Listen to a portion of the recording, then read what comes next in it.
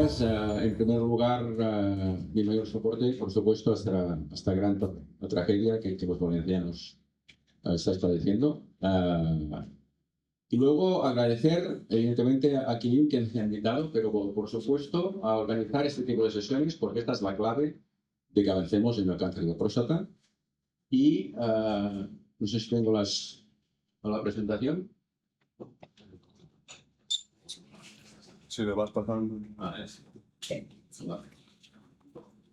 Entonces, bueno, como es el tiempo que voy a dedicar a la clave, ¿no? Porque si no detectamos bien, evidentemente que no se va a poder tratar bien y el paciente no se va a diagnosticar. Con lo cual, Ángel ya ha hecho su introducción y este es un problema sanitario inmenso.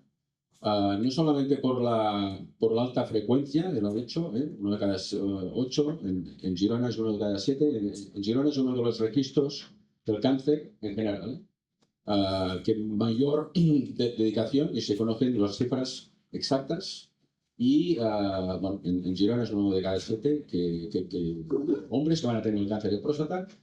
Claro, las buenas noticias es que pocos fallecen, ¿no? Debido al cáncer de próstata. Es decir, los hombres fallecen frecuentemente con un cáncer de próstata, pero pocas veces debido a un cáncer de próstata. Y esto también es importante en todo este manejo que hemos de ir comentando. Con lo cual, esta gran discrepancia, ¿no? Muy frecuente, poco mortal. Claro, todo esto viene por la histología.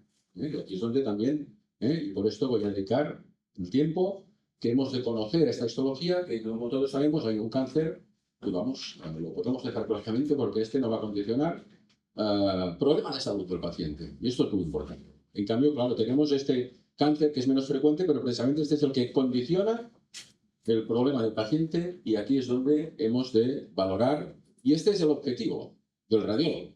Es decir, no hemos de detectar este cáncer que no supone ningún problema sanitario. El objetivo, y este es el objetivo del PIRADS, el objetivo del PIRADS está muy claro. Cáncer significativo. Y este es nuestro objetivo. El cáncer realmente significativo. Y este es lo que debemos hacer. Este es el camino, como ya se ha dicho, que hoy vamos a hacer un camino, ¿no? Desde que el paciente puede sospechar que tenga un cáncer hasta que lo diagnostiquemos. Y si no hacemos bien cada una de estas etapas, no vamos a diagnosticar bien el cáncer. Porque hemos de empezar, como todos sabemos hoy en día, con una buena exploración, es decir, como mínimo con un P-Qual 2 de 3, es decir, puntuación 2 sobre 3. Si no, ya no vamos a ver bien la lesión y evidentemente el radiólogo tiene que interpretar y tiene que conocer bien cómo interpretar esta resonancia. Pero luego, no menos importante, como vamos a ver, que el informe sea efectivo.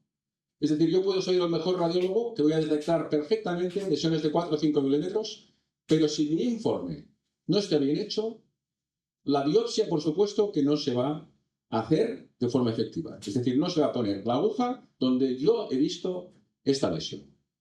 Con lo cual, si no vamos haciendo bien todos estos procesos, al final, por supuesto, que no se va a diagnosticar el cáncer.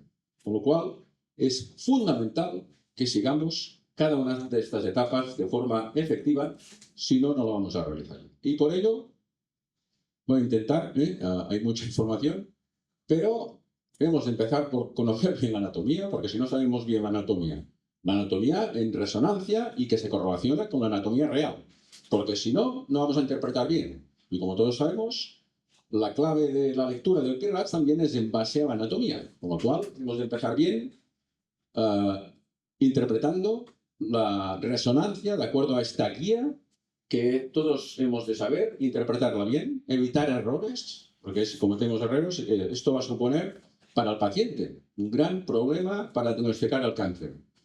Y con dos aspectos importantes. Hemos de poner contraste, se ha hablado del contraste, cuándo, cómo, y uno de los mayores retos que tenemos, el radiólogo, cuando leemos una resonancia.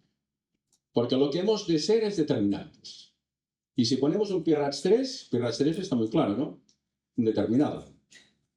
Y esto hemos de evitar ser indeterminados. Evidentemente que vamos a poner algunos PIRADS 3. Hemos de evitar ponerlos. Pero si los ponemos, hemos de incluir recomendaciones. Porque no vale solo poner en nuestros informes puntuaciones. Es decir, nuestros informes no se basan en números, de PIRADS 1, 2, 3, 4, 5. Nuestros informes se basan en análisis y luego debemos proporcionar recomendaciones. Y esta es la clave también de que nuestros informes sean efectivos y que al final, una vez más, que las biopsias sean efectivas, si no, no se va a diagnosticar el cáncer. Con lo cual, esta imagen es muy bonita, pero simplemente ya sabemos que nuestras imágenes son en escala de grises, pero al menos para entender que el cáncer se localiza en 3 áreas que son muy importantes que las sepamos diferenciar muy bien en la resonancia, claro, porque si no, no vamos a interpretar bien el PIRADS. Y esta es la clave. Y evidentemente, donde se va a localizar es donde hay glándulas. Y la glándula está o en la zona periférica, 70-80% del cáncer, zona periférica. Poco cáncer en la zona central, pero como es una zona que voy a dedicar bastantes minutos a hablar de esta zona porque es una zona conflictiva y porque no es fácil diferenciar lesión de una zona central normal. Y luego, 10-15% del cáncer en la zona transicional. Bueno, nos hemos de orientar bien, como siempre, izquierda, derecha, los 3 tercios, porque hemos de ubicar bien dónde estará la lesión. Está en la izquierda, está en la derecha, está en la base, está en el tercio medio, está en el ápex. Y luego en los distintos segmentos que cada una de estas áreas. Si está en la zona central, que está en la base, o está en la zona de la glándula central, que es la zona transicional, o está en la zona periférica, que es más posterior, y aquí es donde vamos a tener que diferenciar claramente dónde está la lesión para luego analizar bien cuál va a ser el criterio en base al PIRADS. Con lo cual, hemos de saber el por qué se ve la zona periférica hiperintensa, porque la zona periférica hiperintensa es donde hay más volumen de la glándula, con lo cual hay más aguas. Si hay más aguas, ya sabemos que la resonancia se basa en el agua, en el hidrógeno, con lo cual si hay más agua, más hiperintensidad. Pero claro, la zona, en este caso, la zona transicional, pues ya la proporción de agua se reduce, aumenta el estroma, con lo cual el estroma hace que básicamente sea muy heterogénea y además hay componente de señal hipointensa porque hay más estroma, con lo cual este balance va cambiando y este balance que va cambiando es lo que nos traduce en la resonancia y la zona central incluso hay más estroma, con lo cual tenemos un área mucho más, incluso más hipointensa, pero debemos saber diferenciar claramente, por esto necesitamos imágenes de alta resolución para poder diferenciar claramente dónde está ubicada la lesión. Y una de las claves es la zona central. Por esto hemos de correlacionar claramente los distintos planos en nuestras imágenes, las imágenes de referencia, porque claramente hemos de saber dónde estamos ubicados y claramente en la zona de la base diferenciar bien la zona central de la zona transicional, de la zona periférica y hemos de ir correlacionando estos hallazgos para luego definir si hay una anormalidad o hay una normalidad. Porque hemos de conocer la normalidad para saber que algo es anormal. Y por eso es tan importante analizar, ya sabemos que una de las dificultades es la zona transicional. ¿Por qué? Porque es muy heterogénea, porque hay áreas hiperintensas, hay áreas hipointensas. Y todas estas áreas traducen el distinto balance en componente glandular, componente estromal. Y por esto es tan heterogénea y dependiendo además el volumen de estas zonas transicionales y por esto pues también hemos de correlacionar los distintos planos, axial, coronal, sagital, para entender claramente dónde está y cómo es la morfología de esta gran hipertrofia de próstata, que sabemos, la gran hipertrofia, por mucha hipertrofia, si es benigna, esto no debe condicionar, en este caso, problemas oncológicos para el paciente. Y por esto es lo que se define, que dentro de esta gran heterogeneidad, pero está bien organizada, que es lo que llamamos el caos organizado. Y aquí es uno de los campos de batalla, los nódulos. Y una vez más, la señal de los nódulos no importa, lo que importa es si están encapsulados o no están encapsulados. Y esta es la clave, porque todos sabemos que un PIRADS 1 o un PIRADS 2, como veremos, la zona transicional o está completamente encapsulado o no. Y la clave es que pasamos de 1 a 2. Pasar de 1 a 2 ya tiene su trascendencia, porque si pasamos a 2 hemos de mirar la difusión.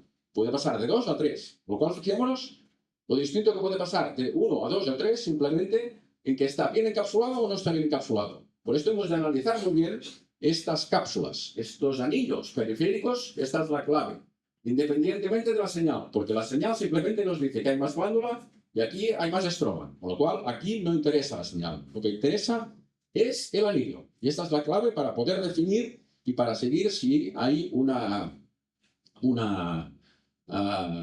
o restricción de la difusión, pero esto será después de ver el anillo. Es decir, hemos de ir paso a paso para poder analizar claramente lo que nos indica. Una vez más, muy bonito. Pero esto, evidentemente, la dificultad luego en traducirlo en la imagen en resonancia. Pero hemos de entenderlo claramente y por esto es muy importante la correlación con la línea de referencia.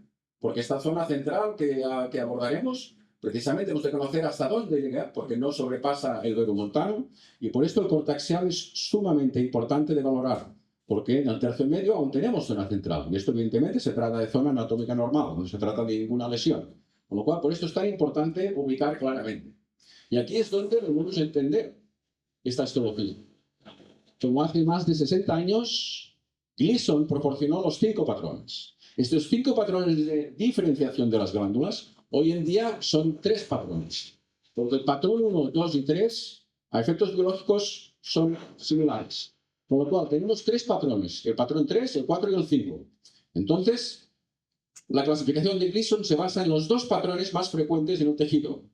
Con lo cual, evidentemente, me olvidaba que después veremos lo importante que es también conocer que hay 4 subpatrones 4. Muy importante para el radiólogo para entender luego lo que vemos y también la traducción en la anatomía patológica en respecto a la resonancia.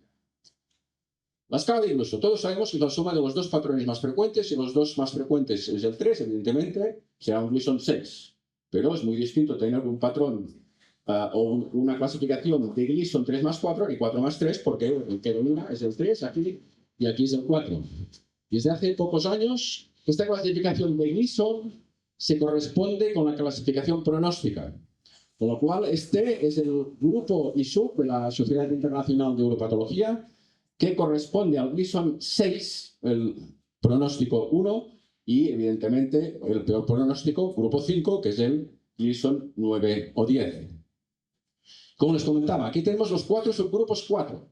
Tenemos el grupo de fusión, cribiforme, glomeruloide y maltolítico. Fíjense que lo que está en rojo es el agua. Y el agua es donde está dentro de la luz. Y fíjense que donde hay más agua es en estos 2 patrones, precisamente cribiforme, relativamente frecuente, con lo cual si hay más agua, no lo vamos a ver en difusión.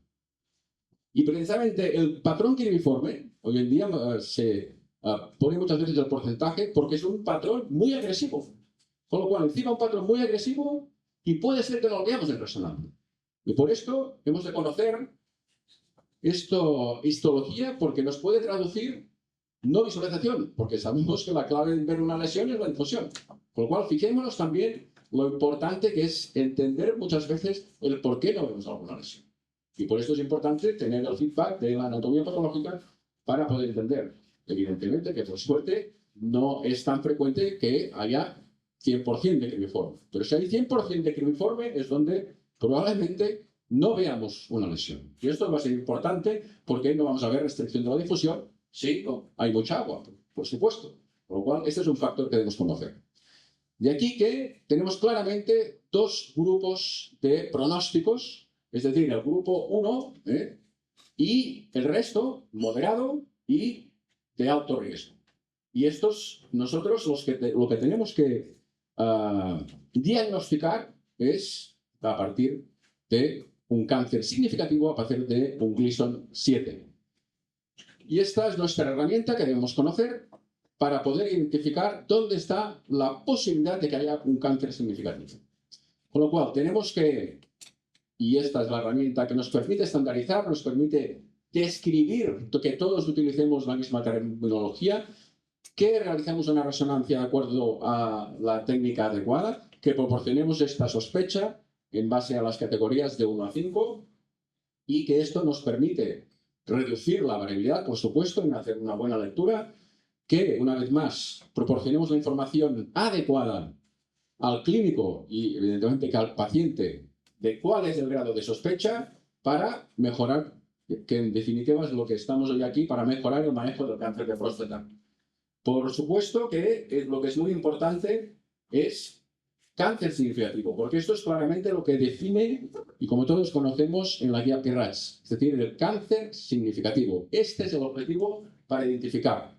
¿Y cómo vamos a proporcionar qué grado de sospecha tiene esta lesión? en base a una puntuación de 1 a 5. ¿Y cómo puntuamos? Dependiendo de dónde está la lesión. Porque puntuaremos como secuencia dominante en T2 si la lesión está en la zona transicional y si está en la zona periférica vamos a coger los criterios de la difusión. ¿Y cuál es la conclusión de nuestro informe? Porque este es el objetivo. Es decir, este paciente tiene alta sospecha para hacer biopsia o no, porque si tiene un PIRADS 1 o 2, vamos a evitar estas biopsias. Vamos a evitar diagnosticar un cáncer no significativo, porque esto es lo que pasaba en el pasado, porque biopsias y Gleason 6 y diagnosticar un cáncer que no es significativo. Hoy en día se trata de biopsiar la lesión que vemos. Y aquí es donde vamos a diagnosticar el cáncer significativo y evitamos diagnosticar Gleason 6. Porque si ponemos un 4 o 5 es que el paciente requiere biopsia. ¿Dónde está el problema? El problema es qué hacemos con un PIRADS 3. Y aquí es cuando el contexto clínico es muy importante, por esto hemos de poner las recomendaciones adecuadas en base al contexto clínico. Estamos informando pacientes, nos estamos informando imágenes y por esto debemos conocer claramente y como vamos a hablar al final del PIRADS 3. Y básicamente el contexto clínico es muy importante como recientemente en este análisis el manejo requiere absolutamente de valorar sobre todo la densidad del PSA y el contexto clínico para conocer claramente cómo vamos a mejorar el manejo de los PIRADS 3 que abordaré, por supuesto, al final. Todos conocemos que si tenemos una lesión en la zona periférica, vamos a valorar qué criterios tenemos de difusión. Porque la difusión 1 y 2 pasan automáticamente, como quien dice, al criterio final el mismo. Y 4 y 5 igual. Con lo cual, solo nos quedan indeterminados, que luego vamos a ver el contraste si nos ayuda para valorar cuál es el criterio definitivo. Una vez más, si tenemos luego la zona transicional de esta lesión, vamos a considerar los criterios del T2. Si tenemos 1, 4 o 5, automáticamente pasamos ya a la categoría final. Aquí sí que tiene un papel importante que vamos a analizar porque es clave luego analizar cuidadosamente la difusión. Y como vamos también a hablar al final, el poco papel que tiene el contraste, pero analizaremos. El contraste, simplemente positivo o negativo. Que aunque no haya realce, no quiere decir que sea positivo, porque realces difusos, realces focales, pero que no son de la lesión que vemos en T2 o en difusión, eso es negativo. Lo cual es importante también conocer bien cuál es el criterio de positivo o negativo.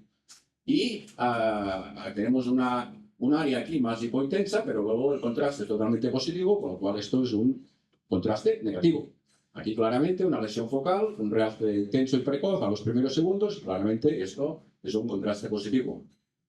Con lo cual hemos de conocer bien qué es lo que nos dice los criterios de la difusión, una lesión en la zona periférica. Porque si no hay nada en la difusión ni en el ADC, por supuesto que esto no pasa casi nunca, pero bueno, PIRADS 1. Con lo cual, siguiente caso. Si tenemos ya alguna pequeña lesión, pero lo importante es la morfología, por lo cual esta morfología lineal está bien delimitada, pues también, siguiente caso. Cuando ya nos hemos de preocupar es cuando hay una lesión focal, y por esto es clave empezar por si es focal o no es focal, porque ¿cómo cambia la conclusión? Porque si no es focal, siguiente caso, porque aquí ya no hay que hacer biopsia. Todo empieza por algo focal. Y cuando es algo focal es muy importante ver cómo es la difusión. Porque el criterio de 4 es claramente que tiene que ser marcadamente en ambos. Porque si no es blanco y negro y marcadamente, esto no va a ser nunca un 4. Y como vamos a ver, es muy distinto la posibilidad de que haya un cáncer en un 3 que en un 4. Aquí no llega a un 30% de que haya un cáncer. Y aquí es más de un 70%. Con lo cual, ¿cómo cambia que yo proporcione un 4 o un 3? Pero la condición de 4 tiene que llegar por marcadamente hiper, marcadamente hipo, y esto está muy claro. Si no es en las dos, no será nunca un 4. ¿Y cómo cambia el criterio de 3 a 4? Vamos a ver, el cáncer en un PIRADS claramente 3 es poco frecuente. Y aquí es una de las claves de poder valorar bien y sobre todo ajustar bien, como luego hemos los niveles de ventana para proporcionar claramente si ajustamos bien para ver claramente si es marcadamente hiper o marcadamente hipo. Porque si la lesión está en la zona transicional, aquí ya cambia la cosa. Totalmente distinto, porque si antes lo que era focal era sospechoso, aquí precisamente lo focal es menos sospechoso. Porque empezamos con algo focal bien encapsulado. Si está bien encapsulado, este es el nódulo típico. Con lo cual, siguiente caso. Lo que ya nos debe empezar a preocupar es si este nódulo no está bien encapsulado, vamos a ir a la difusión. Pero este empezará a ser algo sospechoso, tiene que ser un 4. Y recordemos lo que es un 4. Marcadamente hiper, marcadamente hipo. Si no es marcadamente hiper y no es marcadamente hipo, va a ser un 2. Con lo cual, siguiente caso. ¿Por qué? Recordemos, de 2 a 3 ya nos planteamos cambio. Por eso es tan importante ajustarnos bien a lo que estamos viendo. Si no, vamos a cometer errores en nuestra interpretación y al final, ¿cuál es la sospecha del cáncer de próstata? Si tenemos una lesión heterogénea, ya empezamos por un 3. Aquí es focal. No. Aquí, área. Área heterogénea. ¿Y entonces qué nos dice el PIRADS? Esto lo dice el PIRADS. Puedo no estar de acuerdo. Porque aquí, fíjense que la diferencia entre un PIRADS 3 o que esta lesión ponga un 4 es de 1 milímetro. Porque ¿qué diferencia hay? Fijémonos que la difusión entre 4 y 5 es que una lesión sea más de 15 milímetros. Por lo cual pasaremos de 3 a 4 si una lesión tiene restricción de la difusión de más de 15 milímetros. Es decir, esta lesión, si tiene una restricción de la difusión de menos de 15 milímetros, seguirá siendo un 3. Y si esta lesión tiene más de 15 milímetros, porque esta es la diferencia entre el 4 y el 5 de la difusión, pero es lo mismo que aquí, pasará, si es más de 15 milímetros, como es el caso, esta lesión pasa a ser un 4. Esto es lo que dice el PIRADS. Por esto el manejo del PIRADS 3 lo voy a abordar al final, porque es un tema, evidentemente, que no deja de ser bastante clave para asumir y para valorar cuál es. Y, por supuesto, una lesión mal definida, irregular, lenticular, pues esto ya empezamos a ser un 4, y bueno, aquí la diferencia entre un 4 y 5, pues una vez más también es un milímetro.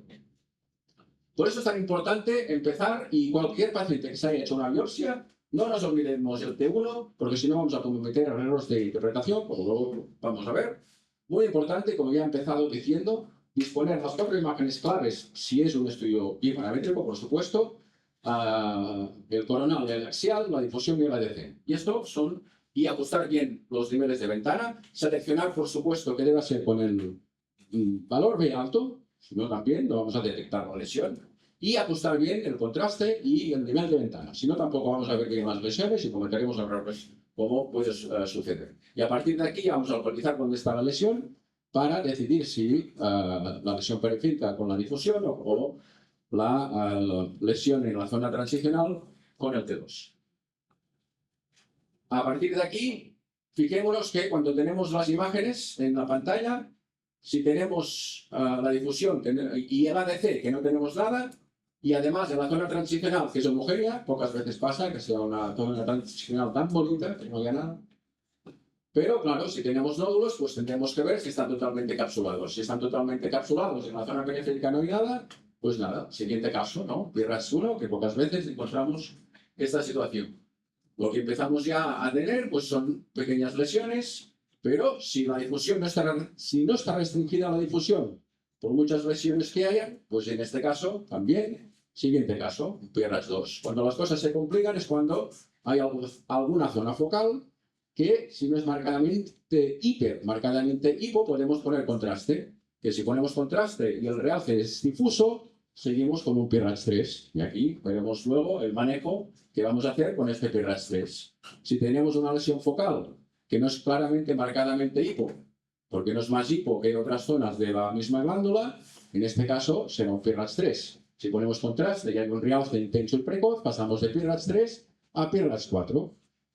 Y si claramente, marcadamente hiper, marcadamente hipo, aquí sí que biopsia y dependiendo del milímetro, pues 4 o 5, o a no ser que la lesión evidentemente tenga extensión extraglandular.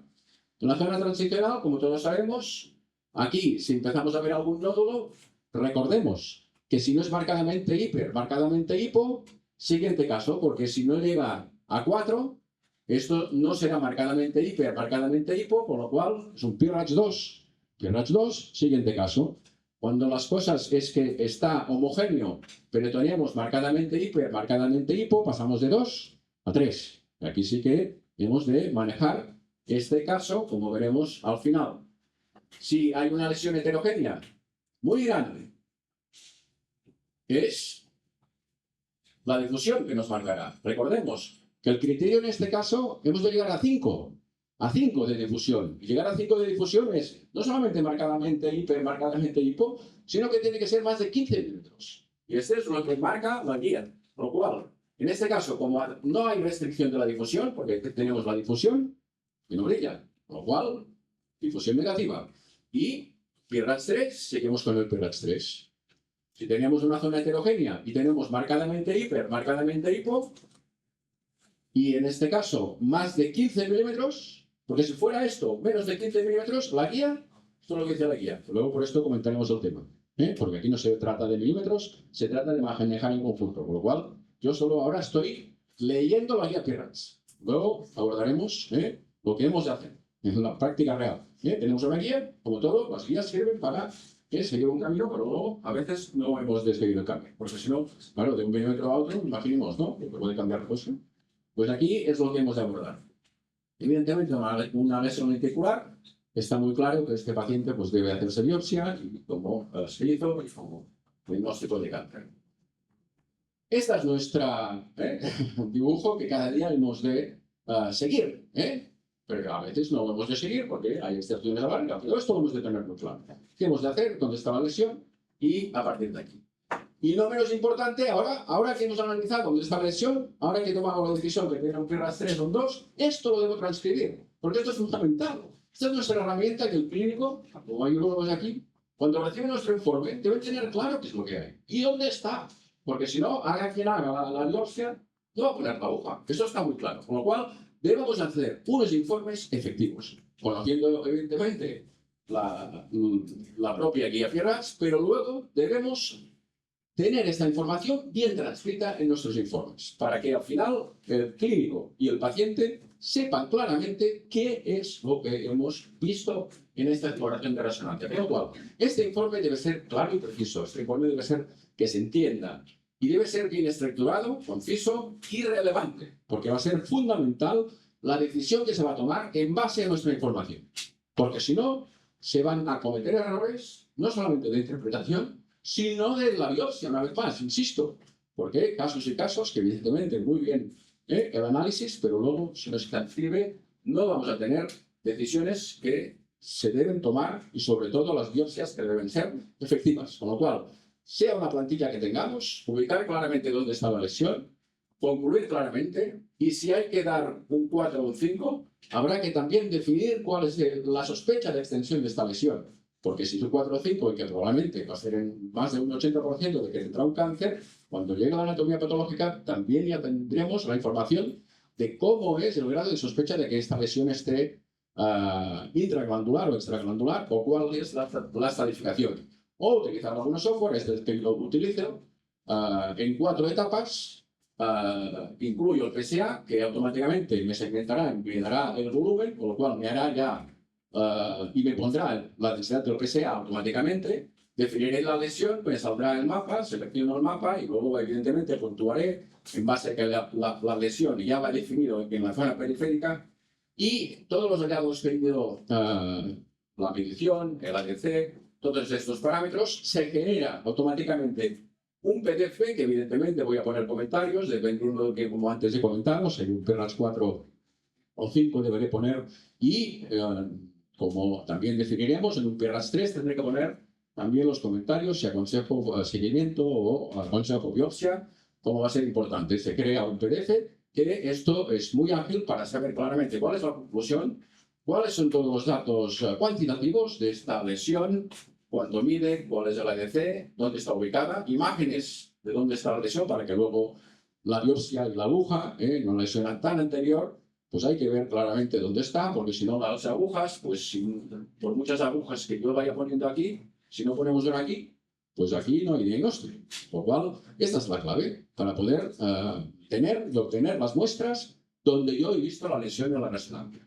Y por esto hemos de evitar cometer errores. Y pueden cometerse errores si no conocemos claramente la anatomía, como hemos dicho, y los criterios. Con lo cual, hay zonas anatómicas, una vez más, como vamos a ver, la zona central es conflictiva, sobre todo, aparte de que no hay criterios en el PIRADS de cuál es y cómo debemos puntuar una zona central, no está escrito. Por lo cual, por esto hemos de analizar bien esta zona y lesiones benignas que pueden simular que sean sospechosas. Por esto, cuidado, porque entramos en una zona peligrosa y, sobre todo, muy importante, estas zonas, tanto la zona fibromuscular anterior, la pseudocápsula, la cápsula quirúrgica, la zona central, venas adyacentes que nos pueden simular nódulos, y luego tenemos distintas lesiones que nos pueden simular patología. Voy a abordar las que probablemente son más frecuentes y que nos pueden dar más conflicto, que es la zona central, las prostatitis y lesiones hemorrágicas. Una vez más, como empezar, hemos de saber muy bien dónde está esta zona central en la base, y sobre todo en el corte coronal, porque esta zona central y el corte coronal es la clave también para poder entender luego si se trata de una lesión, no se trata de una lesión, y evitar proporcionar falsos diagnósticos. Esta zona central, que no va más allá del periomontano, que es muy amplia a nivel de la base, pero luego se va haciendo más estrechita, y por esto es importante ubicar bien los cortes axiales, que a nivel de la base, un corte axial, o un corte, este es un corte coronal y este es un corte axial, que es esta morfología que se dice en forma de bigote, pero es muy importante que esta zona central puede tener restricción de la difusión. Y claro, aquí tenemos la zona central, fíjense, restricción de la difusión, ADC, y difusión completamente hiperintenso, hipointenso, con lo cual es una zona que la normalidad es que tenga restricción de la difusión. Con lo cual, estos criterios que hemos estado viendo, tanto para la zona transicional, lo importante que es escoger la difusión, recuerden, en un PIRAX 2 o 3, o evidentemente para una zona periférica, la difusión es la secuencia dominante. Con lo cual, fijémonos lo importante que es analizar la morfología. La clave de la zona central es la morfología, porque esto es lo que nos permite diferenciar si es normal o no es normal. ¿Por qué? Porque la difusión no nos va a ayudar a veces. Con lo cual, lo importante del T2, morfología en la zona central. Si no, vamos a cometer errores y debemos evitar, por supuesto, estos errores, que además tengamos en cuenta que no llega a un 5% lo que tengamos. Es decir, que probablemente anormalidades que veamos, lo más frecuente es que sea normal. Es muy poco frecuente un caso. Con lo cual, fijémonos bien en la anatomía en T2 y ampliemos las imágenes, porque ampliando las imágenes se ven bien las estructuras. Y esto es muy importante de ver esta asimetría que podemos estar viendo aquí, pero muy bien delimitada, es decir, y el coronal también, este es el coronal, fijemos. Esto, evidentemente, por mucha hipertrofia que pueda tener, y estas áreas heterogéneas, con lo cual la señal es muy importante, la morfología es muy importante, independientemente de la difusión. Porque una vez más, insisto, la difusión puede ser absolutamente restringida en una zona central. Y la inflamación. Aquí también un campo de batalla que nos podemos, y una de las dificultades cuando estas focalidades, cuando es difuso probablemente no vamos a tener tantos problemas, cuando tengamos problemas es cuando es focal, porque además puede tener restricción de la difusión. Pero si combinamos toda una serie de signos de que estas lesiones no hacen efecto masa, de que estas lesiones, el ADC no es tan bajo como el cáncer, generalmente es por encima de 1, el cáncer por debajo de 1, y además, muy importante la morfología una vez más. Es decir, debemos de ampliar estas imágenes. Esta imagen claramente focal, relativamente hipointensa, si ampliamos bien, vemos claramente qué heterogeneidad es. Vemos estos puntitos blancos de aquí. Estos son glándulas. Es decir, no hay ningún cáncer que nos va a dejar unas glanditas aquí bien delimitadas en medio. Con lo cual es muy importante ampliar bien las imágenes. Y esto es una clara lesión inflamatoria, que hay glándulas en medio, que son estos puntitos blancos que hay en estas zonas que nos pueden dificultar o interferir y que, por supuesto, pueden tener restricción de la difusión una vez más, insisto. Con lo cual, hemos de integrar todas estas... Y toda esta información, no solamente la difusión, porque, una vez más, el criterio del PIRAC está muy claro. Secuencia dominante, difusión, pero no nos olvidemos nunca de la morfología, porque si no vamos a cometer errores y por esto hemos de evitar estos errores. Y luego la sangre. Hoy en día no es tan frecuente porque se hacen menos biopsias, pero bueno, uno que ya hace más de 20 años que empecé con la resonancia de próstata, pues antes solo hacíamos la resonancia después de las biopsias. Lo cual, sangre, sangre, sangre. Y por eso hemos de entender este signo de hace más de 10 años, muy importante, para evitar errores. Es decir, este signo que Tristan Barrett describió hace más de 10 años ahora, lo que nos dice es que la sangre en T1 excluye el cáncer. ¿Y por qué? Porque hemos de saber que el componente más abundante de una próstata normal es el citrato. Y el citrato tiene unas propiedades anticoagulantes. Con lo cual, cuanto más citrato, más probable de que haya hemorragia después de una biopsia. Con lo cual, fijémonos en una lesión focal. En T2. T1 supresa en grasa. Hay sangre. Pero fijémonos que en medio hay una zona que no hay sangre, con restricción de la difusión y ADC. Con lo cual, fijémonos que en medio, aquí nos está diciendo que aquí no hay sangre. Si aquí no hay sangre, el citrato o es bajo o no hay citrato. Como fue la biopsia, cáncer de esta zona, que entre una zona normal. Con lo cual, fijémonos que hemos de leer bien antes de cualquier secuencia, después de una biopsia, y por eso pues, es importante saber si el paciente ha tenido biopsias o no, para leer bien y evitar errores. Porque podemos entender, en este caso, fijémonos, este es simplemente para ver que claro es, no sé, evidentemente que en T2 está muy claro, pero en T1 aquí ya también podría decir dónde está el cáncer. Porque en el lado derecho toda la sangre de la glándula periférica absolutamente normalísima, porque aquí hay mucho citrato, y aquí como no hay citrato, pues aquí no hay hemorragia. Con lo cual, este es un signo importante siempre que tengamos un paciente que haya tenido hemorragia. Bien, como el tiempo, me he centrado en 3 áreas que a veces son conflictivas. Un análisis reciente, precisamente, en que aborda todas las problemáticas de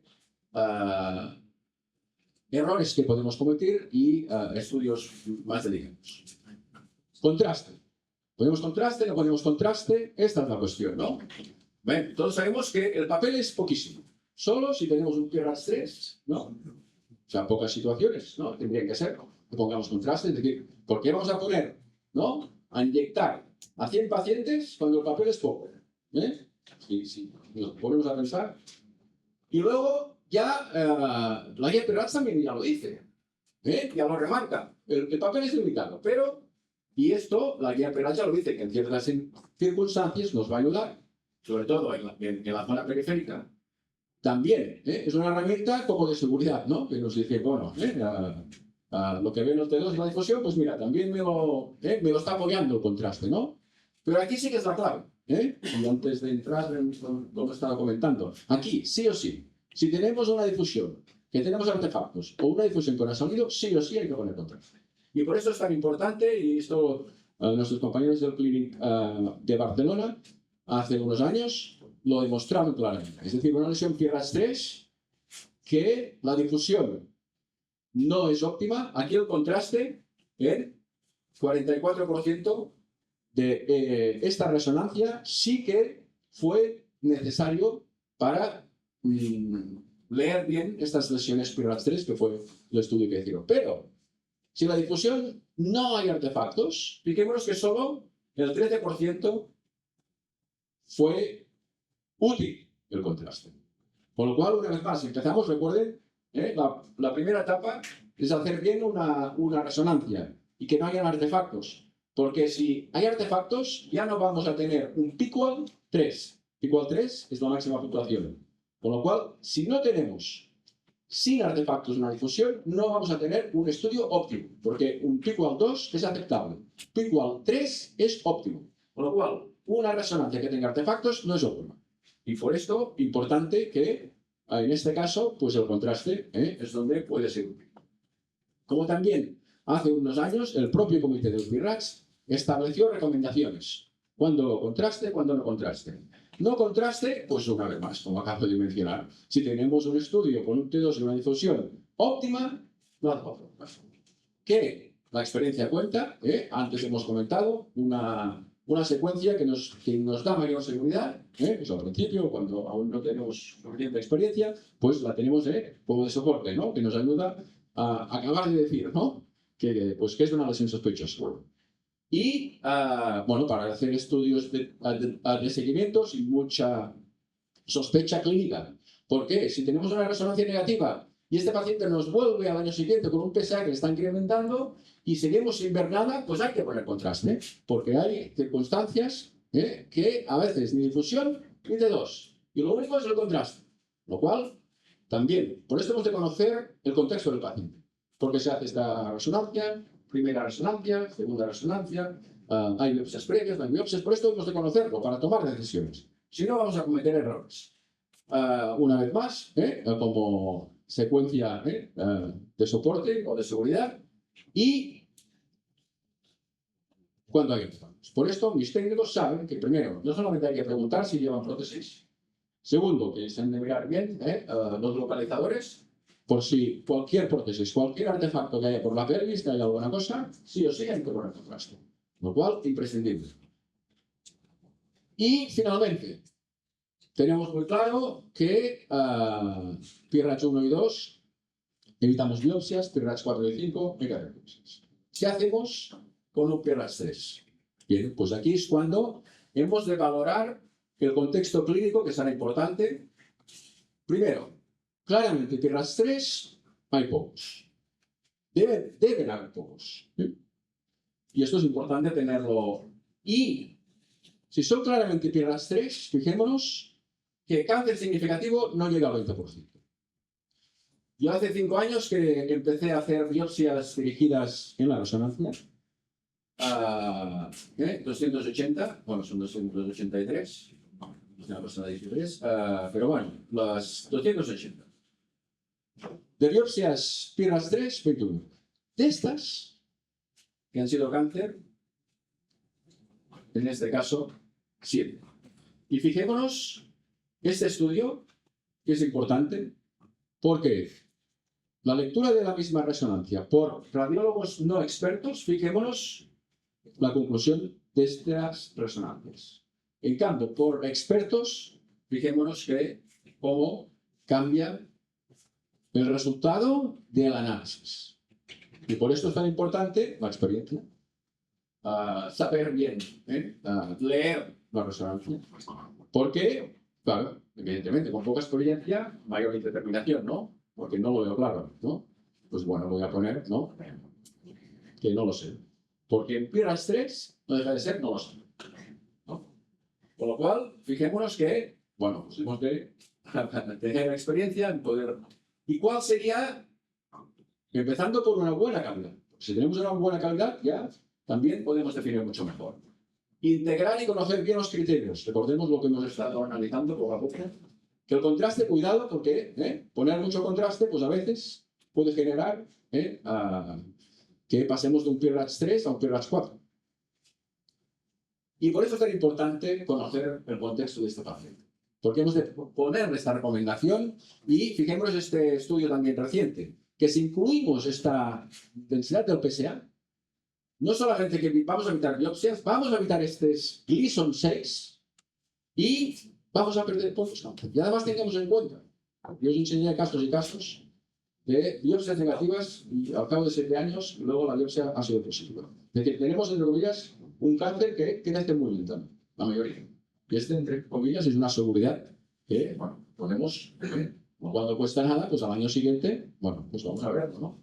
Y, bueno, lo podemos perder, pero bueno, no, se trata de cuando estamos poniendo un PIRADS 3, pues no se ha de dejar de seguir. Y aquí es donde entramos, ¿no? Que tener en este PIRADS 3, pues se lo comento, ¿no? A un colega, ¿no? Pero hoy en día tenemos un colega, ¿no? Que es la inteligencia artificial. Y que nos puede servir, porque no vamos a ir con los colegas, porque suficiente trabajo tenemos. Pues hoy precisamente, y aquí estamos, porque nos permite proporcionar una herramienta que nos mejora la toma de decisiones. Y por esto, los informes, una vez más, insisto, en PIRADS 3 estamos obligados a proporcionar esta recomendación, o seguimiento o biopsia. Y por esto, para valorar si este PIRADS 3 tiene más o menos riesgo, hoy en día podemos y integramos esta clínica, el contraste más menos, y bueno, esta inteligencia artificial, que nos permite mejorar si hay más riesgo o menos riesgo. Y aquí es un ejemplo que yo les pongo de una pequeña lesión focal que no es claramente muy hipo. Es focal, ¿no? Tampoco es muy hipo, ¿no? En ADC no es más hipo que esto, que esto, que esto, ¿no? Con lo cual, esto no es marcadamente. Si no es marcadamente, es discreto. Si es discreto, ya no es un 4, ¿no? ¿Qué es un 3? ¿Sí o no? ¿Estamos de acuerdo o no? Si es un 3 y tenemos contraste, ¿qué hacemos? ¿Qué hacemos? ¿Eh? ¿Ponemos contraste? ¿No? ¿Eh? ¿Sí? ¿Qué? Ya, pero... ¿Ahora el Pirates cuál es? Porque 3 más 1, no, hace 4, ¿no? Estamos todos de acuerdo, ¿no? ¿Y qué nos dice Kibim? Nada. Pero claro, como ya he puesto el 4, ¿no? El informe es 4. Por lo cual, si ponemos un 4, pues aquí está. Y la biopsia sale negativa, pero no valen solo saber células negativas, no hay células malignas. Hay que saber. Y le insistí que me dijera qué células había. Pues no, porque hay células. No hay malignas, pero supongo que hay células. O células inflamatorias. Y si observamos lo que hemos estado comentando, aquí no es muy hipo. Con lo cual aquí, esto no es una lesión difusamente hipo. Y el ADC, fijemos, esto es discreto. Pero claro, una vez más, claro, si tenemos contraste, pues aquí, si no sabemos. Si tenemos contraste, tenemos un 4. Si tenemos un 4, hay ADC. Con lo cual, fijémonos, bueno, simplemente que se hablará, supongo, todo. Tenemos el objetivo del cáncer significativo, tenemos que hacer una resonancia con buena calidad, tenemos que conocer la anatomía, ya hemos visto lo importante que es conocer la anatomía, conocer los criterios, aplicarlos de forma metódica, evitar errores y optimizar el contraste, porque si no, también podemos puntuar y evitar, ¿no?, ser indeterminados, hemos de ser más determinantes. Y aquí pues es donde, bueno, es el día que, ¿no?, que hablaremos de la inteligencia artificial. Y antes de finalizar, es un fellowship que organizamos con la doctora Martin Martins en Ginebra, que justamente lo acabamos de esto de la semana pasada, como, bueno, ya, la web estará disponible ya esta semana. 3 días intensos, prácticos, pocas plazas, que pues va a ser práctico, va a ser con biopsia, va a ser con lecturas, va a ser con tratamientos focales en Ginebra, en la clínica de la y evidentemente con inteligencia artificial, por supuesto, ¿no? O sea, todo lo que hoy en día tenemos de manejar para valorar y manejar el cáncer de próstata. Y nada, muchas gracias.